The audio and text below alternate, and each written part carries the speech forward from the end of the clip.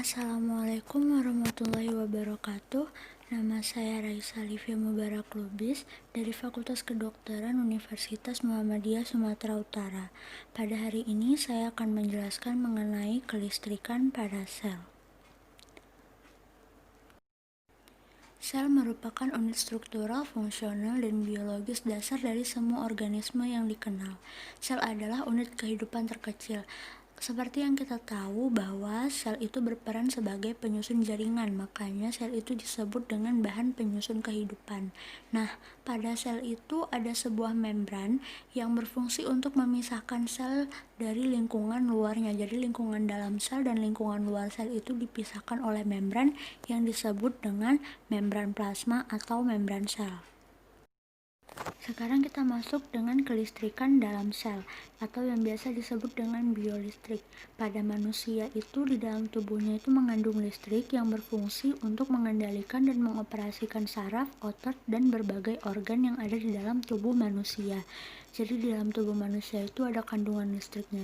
Nah, aktivitas kelistrikan sel itu sendiri adalah perpindahan ion dari dalam sel keluar sel atau sebaliknya melalui membran sel pada keadaan istirahat. Jadi, suatu aktivitas listrik di dalam sel itu terjadi ketika sel sedang dalam fase istirahat. Ada 3 cara bagaimana proses kelistrikan itu terjadi. Selanjutnya akan segera saya jelaskan. Ada 3 tahap proses terbentuknya listrik di dalam tubuh manusia, yaitu ada polarisasi, depolarisasi, dan repolarisasi. Akan saya jelaskan apa itu polarisasi, depolarisasi, dan repolarisasi. Polarisasi adalah adanya muatan listrik yang berlawanan di kedua sisi membran sel dalam sel-sel otak, bagian dalam bermuatan negatif dan bagian luar bermuatan positif. Jadi pada proses polarisasi itu ada ion positif yang keluar dari dalam sel sehingga menyebabkan muatan ion negatif itu jauh lebih banyak daripada ion positif. Ion positifnya tadi di luar sel, ion negatifnya ada di dalam sel. Nah, jumlah ion negatifnya ini cukup banyak. Pada fase ini membran sel itu akan terjadi potensial membran negatif. Nah, ini yang disebut dengan proses polarisasi. Kemudian apa itu proses depolarisasi? Depolarisasi sendiri adalah proses masuknya ion-ion positif yang ada di luar tadi masuk ke dalam sel sehingga mengakibatkan muatan ion negatif di dalam sel jadi berkurang karena lebih banyak yang positifnya. Pada fase ini membran sel itu sedang dalam potensial membran positif. Lalu, apa yang dimaksud dengan repolarisasi? Secara singkatnya, repolarisasi sendiri berarti proses pemulihan.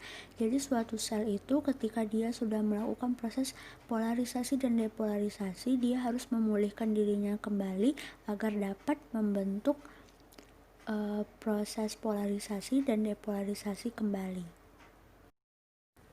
Dapat dilihat di sini ada penjelasan ketika ion positif keluar sel, potensial sel akan menjadi negatif dan ini yang disebut dengan polarisasi. Kemudian ketika ion positif kembali masuk ke dalam sel dan mengakibatkan ion negatif jadi berkurang, itu disebut dengan depolarisasi. Sekarang kita masuk pada proses listrik pada sel saraf. Saraf ialah unit struktural dan fungsional dari sistem saraf. Neuron memiliki kemampuan dalam konduktivitas atau penghantar dan kemampuan eksistabilitas atau dapat dirangsang, juga kemampuan merespon. Jadi sel saraf ini merupakan sel yang sangat peka terhadap rangsangan. Dia yang berfungsi untuk menyampaikan impuls kepada otak. Nah, nanti otak akan memberikan feedback yang akan dikirimkan melalui listrik-listrik yang ada pada sel saraf. Nah, kita akan masuk ke struktur dari sel saraf untuk mengetahui bagian-bagian tubuh dari sel saraf ini. Yang pertama ada inti sel atau yang biasa kita kenal dengan nukleus. Fungsinya adalah pengatur kegiatan neuron. Ya, berarti ini sebenarnya sudah umum bahwa inti sel itu memang fungsinya untuk mengatur kegiatan pada suatu sel pada topik kita hari ini merupakan sel saraf. Jadi dia berfungsi untuk mengatur kegiatan yang ada pada sel saraf. Kemudian ada dendrit.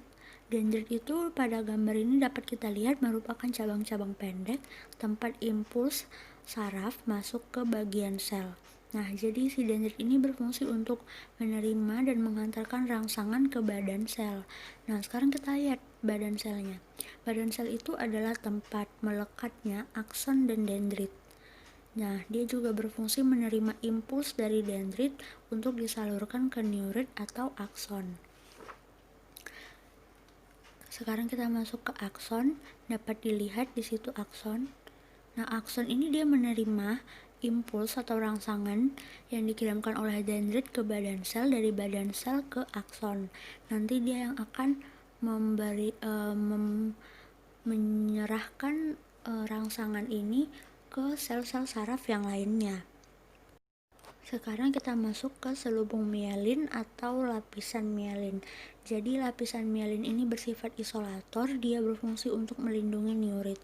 Pada kehidupan kita sehari-hari, ketika kita menyentuh sebuah kabel, misalnya kabel charger, handphone, laptop, atau apapun itu, ketika kita menyentuh kabel ini, kita tidak akan tersetrum karena aliran listrik yang terjadi di dalam kabel itu dilindungi oleh kulit atau yang biasa kita pegang bagian luarnya. Jadi dia melindungi listrik yang ada di dalamnya agar tidak menjalar keluar. Nah, itulah fungsi si selubung mielin di sini. Dia melindungi neurit atau akson agar rangsangan yang dibawanya itu tadi tuh nggak keluar kemana-mana dan sampai ke sel saraf yang lainnya. Kemudian ada sel Schwann. Sel Schwann ini sel yang membentuk selubung mielin dengan cara menghasilkan lemak dan membungkus neurit berkali-kali sampai terbentuk selubung. Jadi si sel Schwann inilah yang membentuk selubung mielin yang nantinya akan membungkus neurit atau akson. Nah, di sini ada perambatan potensial aksi.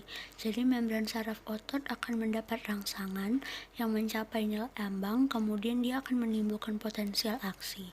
Nanti dari sini kemudian akan dirangsang daerah sekitarnya untuk mencapai nilai ambang juga. Kemudian perambatan potensial aksi atau gelombang dan terjadilah depolarisasi.